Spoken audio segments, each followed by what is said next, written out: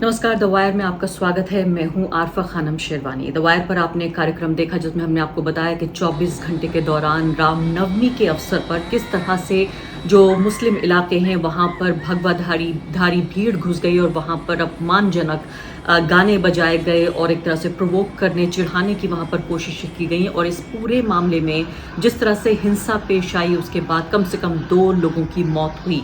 इसके बाद आपको लग रहा होगा कि ये जो हिंसक भीड़ है इसके खिलाफ कार्रवाई की जाएगी, इन लोगों को जेल में डाला जाएगा, अदालतें इस पर कदम उठाएंगी। ये सब तो नहीं हुआ, लेकिन मध्य प्रदेश के खारगोन में जिस तरह से जो जो दंगे का घटनाक्रम पेश आया उसके बाद अब जो अल्पसंख्यक समुदाय है उससे जुड़ी जो दुकानें हैं और मकान हैं उनको ढाया गया है। गृह मंत्री वहां के उन्होंने ये कहा कि जहां से पत्थर बरस रहे हैं हम उन घरों को पत्थरों का ढेर बना देंगे। उसके बाद जिला प्रशासन ने एक्टिव होकर सक्रिय होकर कम से कम 15-16 घर और 29 दुकानों को ढा दिया है। मुस्लिम समुदाय से जुड़ी हुई ज्यादातर इसमें दुकानें और घर हैं। यानी मैं आपको एक उदाहरण दूं तो मैं क्विंट की रिपोर्ट पढ़ रही थी जिसमें उन्होंने कहा कि एक जो मेडिकल स्टोर का मालिक है उसने ये कहा कि उसको दवाइयां तक बाहर निकालने की इजाजत नहीं दी गई, उसको ये बताया तक नहीं गया कि उसका मेडिकल स्टोर ढाया जा रहा है। और जिस तरह से इस पर जो जिला प्रशासन है उसकी तरफ से जो जो दलीलें आ रही हैं वो अपने आप में बेहद हैरान करने वाली हैं। 24 घंटे से ज्यादा गुजर जाने के बावजूद भी इस पूरे तरीके से गैर कानूनी कार्रवाई पर किसी भी अदालत की कोई भी टिप्पणी या उनका कोई संज्ञान लेने की अभी तक कोई खबर हमारे सामने नहीं आई है। तो पूरा जो ये मॉडल तैयार किया गया है जिसमें एक हिंसक और बहुत ही एक तरह से नफरती भीड़ इलाकों में घुसती है, अल्पसंख्यक इलाकों में, वहां उन्हें चिढ़ाती है, उन्हें प्रोवोक करने का काम करती है और वहां से अगर छोटी सी भी कोई प्रतिक्रिया होती है, आपने देखा कि कैसे दरगाह को जला दिया गया, आपने देखा कि मस्जिद के ऊपर भगवा झंडे टांग दिए गए और उसके बाद उन लोगों के ऊपर अभी तक इस तरह की कोई भी कार्रवाई की खबर हमारे पास नहीं पहुंची है। इस दौरान दुनिया ने कम से कम इस बात का संज्ञान लिया है, दुनिया इस बात को कम से कम एक्नॉलेज कर रही है कि भारत में क्या हुआ है। भारत में जो अमेरिका है उसने ये कहा है कि जो भारत में मानवाधिकारों का उल्लंघन हो रहा है उसको नोट कर रही है, उसका संज्ञान ले रही है जो सरकार है अमेरिका की। और ये बात जब उन्होंने कही कि हम इसे ऑब्जर्व कर रहे हैं, जो अब्यूजेस है ह्यूमन राइट्स, जब हमारे गृह मंत्री और हमारे विदेश मंत्री दोनों वहीं पर मौजूद थे, जिनकी मौजूदगी में जो यूएस सेक्रेटरी ऑफ स्टेट है उन्होंने ये बातें कही कि हमें इस बात को लेकर चिंता हो रही है कि जो ह्यूमन राइट्स अब्यूजेस हैं इंडिया में, भारत में, उनको लेकर हम इसका संज्ञान ले रहे हैं। और दोनों ने ये संयुक्त प्रेस कॉन्फ्रेंस थी जिसमें यूएस सेक्रेटरी ऑफ स्टेट ने ये बात कही। तो भारत में इसको लेकर प्रतिक्रिया हो ना हो लेकिन पूरी दुनिया इस पर एक तरह से जाग रही है। दुनिया की जो सबसे बड़ी ताकत है यूएस, वो ये कह रहे हैं कि हमें इस बात को लेकर चिंता हो रही है। तो आप ये देखिए कि भारत में जो जो स्थितियां हैं वो किस तरह की बन रही हैं कि जो पीड़ित है उसी को सताया जा रहा है। जो लोग हिंसा फैला रहे हैं, जो लोग नफरती जो माहौल बना रहे हैं, उनके ऊपर कोई कार्रवाई नहीं है। वो जो चाहे बयान दे सकते हैं जब तक कि वो सत्ता का सानिध्य, जो सत्ता का साथ है वो उनको मिला है। लेकिन क्या जो बुलडोजरों से ये मकान ढाए गए हैं, दुकानें ढाई गई हैं, क्या देश के कानून के तहत हुई हैं या हमारी सरकारें जिनके ऊपर जिम्मेदारी है कानून को लागू करने की, वो सबसे ज्यादा गैर कानूनी काम कर रही हैं? मेरे साथ बातचीत करने के लिए इस पूरे मुद्दे पर देश के जाने माने सुप्रीम कोर्ट के वकील प्रशांत भूषण मौजूद हैं। प्रशांत जी, सबसे पहला सवाल तो आपसे मेरा यही होगा कि जो खारगोन में जो इस तरह की घटनाक्रम पेश आ रहा है मध्य प्रदेश में, उसे आप किस तरह से देख रहे हैं? ये तो बिल्कुल गुंडागर्दी है, सरकार की तरफ से गुंडागर्दी है। कोई कानून का पालन नहीं हो रहा, कोई कानून उनको ऐसा अधिकार नहीं देता कि बगैर कोर्ट के ऑर्डर के या बगैर कोर्ट में कुछ प्रूव हुए आप किसी का जाकर घर तोड़ दें। अ, तो बिल्कुल सरासर गुंडागर्दी है और मेरी राय में तो ये बिल्कुल क्रिमिनल एक्ट्स हैं, criminal trespass, destruction of property, जिसके लिए जो कि एक संगीन अपराध है इंडियन पीनल कोड में भी। और इसके लिए सिविल डैमेजेस के लिए भी लोग अप्लाई कर सकते हैं, सिविल और क्रिमिनल एक्शन दोनों। और ये सिर्फ अधिकारी जिन्होंने घर तोड़े हैं उनके ऊपर नहीं, लेकिन जिन्होंने ऑर्डर्स दिए हैं घर तोड़ने के, जैसे गृह मंत्री वहां के मध्य प्रदेश के, सबके ऊपर लागू होगा। तो कायदे से मेरी राय में ये बिल्कुल क्रिमिनल ऑफेंसेस हैं जो सरकार की तरफ से करे जा रहे हैं। इसका यानी कोई हाँ, सरकार की तरफ से आप ये कह रहे हैं कि जिनके ऊपर ज़िम्मा है कानून के राज को स्थापित करने का, कानून को लागू करने का, और जो ज़िला प्रशासन है जिसकी ज़िम्मेदारी है कानून को लागू करने की, वो कानून का उल्लंघन कर रहे हैं, और आप ये कह रहे हैं ये कानूनन जुर्म है जो किया जा रहा है। बिल्कुल कानूनन जुर्म है, जिसके लिए इनको क्रिमिनली भी लायबल ठहराया जा सकता है, और खैर सिविल डैमेजेस तो लिए ही जा सकते हैं।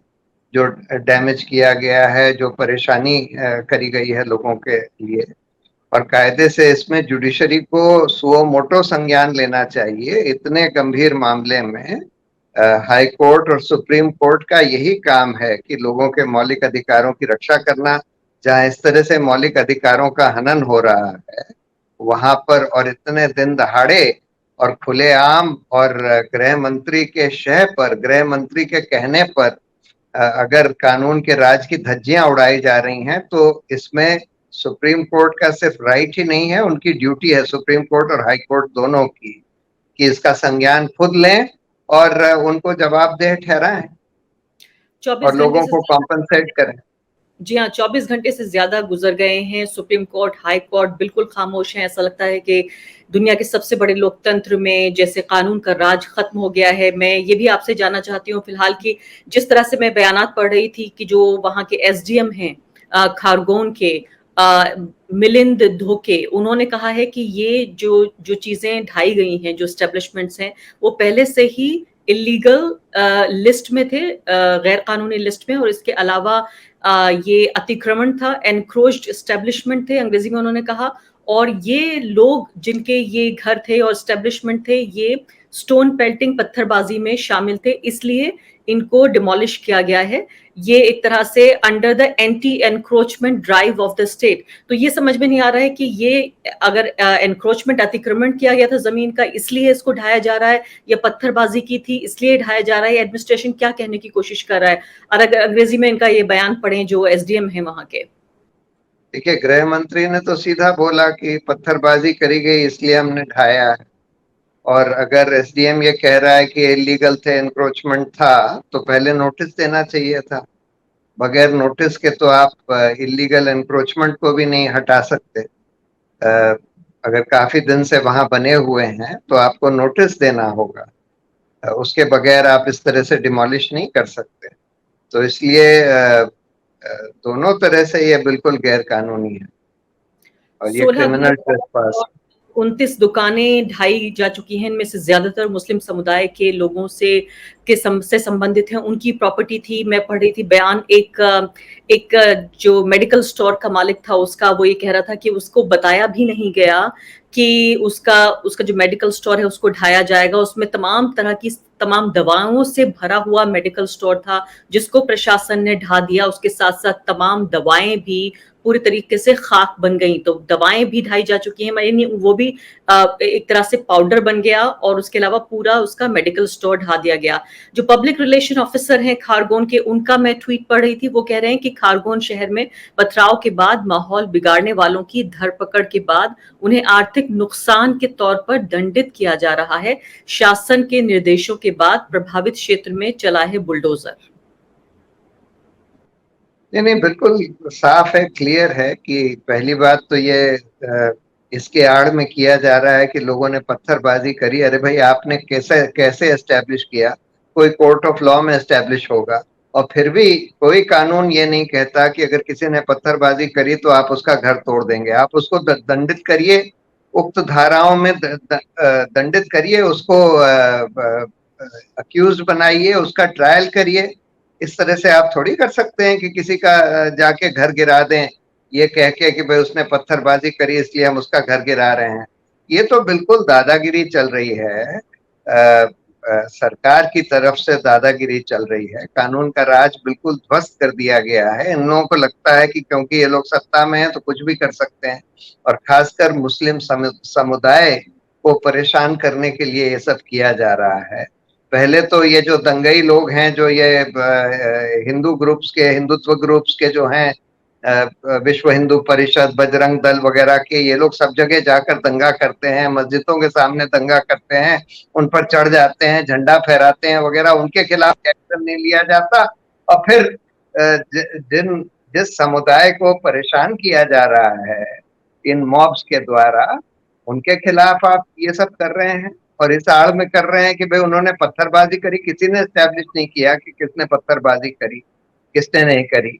आप जिसका चाहें, और उसके बाद आप कह रहे हैं कि क्योंकि इलीगल कंस्ट्रक्शन थे इसलिए हमने कर दिया।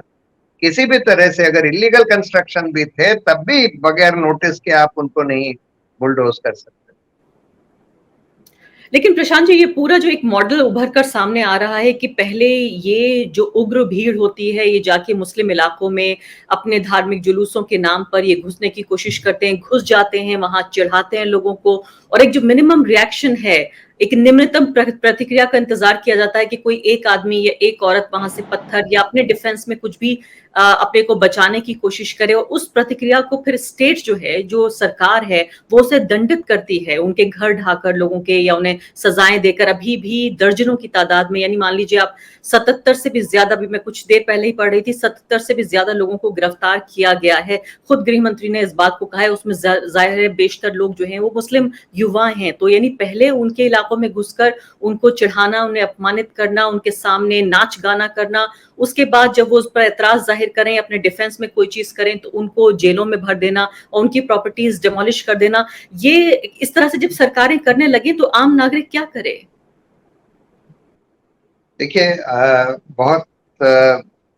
बहुत ज्यादा जुल्म हो रहा है आज हिंदुस्तान में, खासकर जहां बीजेपी रूल्ड स्टेट्स हैं वहां पर मॉब्स को खुली छूट दी गई है कि तुम जाकर मुसलमानों को कितना भी अपमानित करो, मारो पीटो, जो कुछ करो, पुलिस का संरक्षण तुमको मिलेगा, पुलिस तुम्हारे खिलाफ कुछ नहीं करेगी, और अगर वो लोग रिएक्ट करेंगे तो फिर हम उनको पकड़ेंगे या उनके घर डिमोलिश करेंगे। बिल्कुल साफ साफ ये मैसेज सरकार की तरफ से दिया जा रहा है। अब इसमें जो मुस्लिम समुदाय है उसको उसको सरकार का, पहली बात तो हिंदुओं को जो भी आज कानून के राज में विश्वास करते हैं, जिनको भी लगता है कि भाई हम लोगों को एक जस्ट सोसाइटी बनानी चाहिए, हम लोगों को एक मिलजुल कर रहना चाहिए, उन सारे हिंदुओं का पहली बात तो दायित्व है कि इसके खिलाफ आवाज उठाएं, उन पीड़ित परिवारों की मदद करें, उनके तरफ से कोर्ट्स में पैरवी करें। एंड मुसलमानों को धीरज बनाकर फिर भी रखना चाहिए और कोर्ट्स में जाना चाहिए और कोर्ट्स के दरवाजे खटखटाने चाहिए। अगर इस तरह से सरकार की दादागिरी हो रही है, सरकार की और पुलिस की, तो कोर्ट्स के दरवाजे खटखटाने चाहिए और इनको कोर्ट्स को टेस्ट करने की जरूरत है, बार बार टेस्ट करने की जरूरत है। और जब मिलकर सब लोग, हिंदू मुस्लिम सब समुदाय के लोग इसके खिलाफ आवाज उठाएंगे, क्योंकि देखिए आज मुसलमानों को किया जा रहा है वो तो पुरानी कहावत है कि पहले मुसलमानों के लिए आए, हम कुछ नहीं बोले क्योंकि हम मुसलमान नहीं थे, फिर ईसाइयों के लिए आए, हम कुछ नहीं बोले क्योंकि हम ईसाई नहीं थे, फिर ट्रेड यूनियंस के लिए आए, हम कुछ नहीं बोले कि हम ट्रेड यूनियन नहीं थे। तो ये तो एक एक करके सबके पीछे आएंगे। ये तो जो फैसिस्ट फोर्सेस होते हैं या जो इस तरह के कम्युनल लोग होते हैं, उनका ये तरीका होता है और ये चीज आगे बढ़ेगी। इसीलिए हम लोगों को the time has come for everyone to feel alarmed at what is happening in this country. आपसे आखिरी सवाल कि इस पे जो सुप्रीम कोर्ट की खासकर चुप्पी है, उसे आप किस तरह से देखते हैं? नहीं, ये अनफॉर्चुनेट है कि कोर्ट्स इसका सुओ मोटो संज्ञान नहीं ले रहे, लेकिन अगर सुओ मोटो ना भी लें तो हम लोगों को कोर्ट को अप्रोच करना चाहिए, जिससे कि उनके कान खुलें, उनकी आंख खुलें कि क्या हो रहा है और उनका क्या दायित्व है और संविधान ने उनको क्या दायित्व दिया है। ठीक है, बहुत बहुत शुक्रिया आपका प्रशांत भूषण जी, इस बातचीत में शामिल होने के लिए आपका। Thank you. द वायर के और वीडियोस देखने के लिए सब्सक्राइब करें और बेल आइकन पर क्लिक करें। स्वतंत्र पत्रकारिता की आर्थिक मदद करने के लिए डिस्क्रिप्शन में दिए गए लिंक पर जाएं और अपनी राशि चुनें।